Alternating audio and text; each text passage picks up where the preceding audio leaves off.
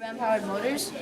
I was doing on rubber bands to see which rubber bands would work better on a car, and it's actually really fun.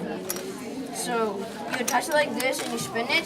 I figured out that this rubber band worked better on my car than the other ones because it's smaller, it takes greater strength to pull it, and thus providing more energy for the car to move forward. This actually works. Let me demonstrate over here.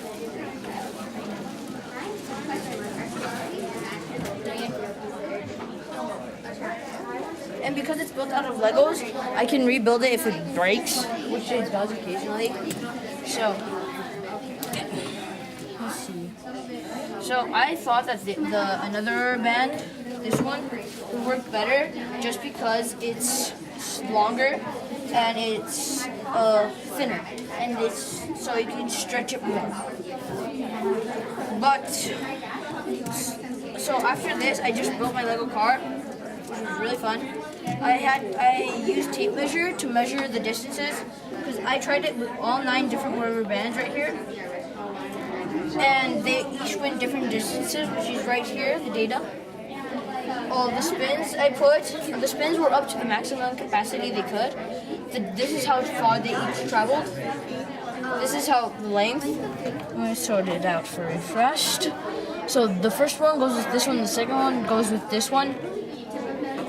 The third one goes with this one, fourth one with this one, the fifth one with this one, sixth this one, and so forth.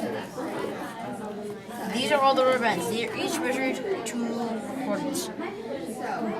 Like I said, the maximum capacity, if it would break or not, I was hoping they wouldn't break. None of them broke, but it was trying sometimes.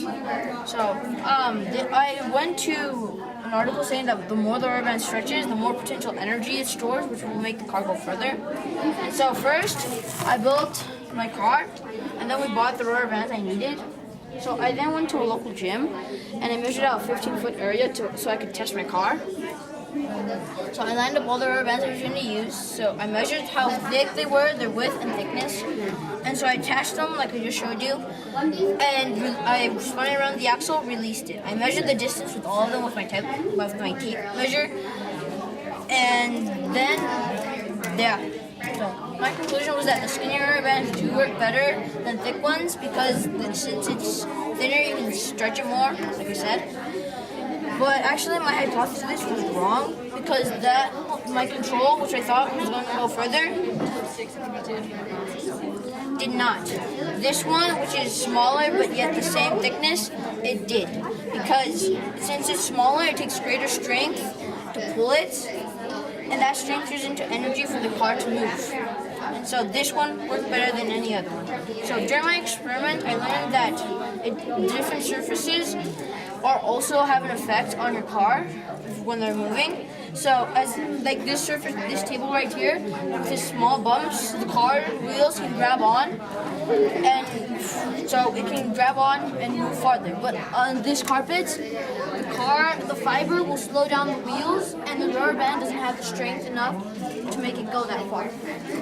So the fiber on floors and stuff will slow the car down.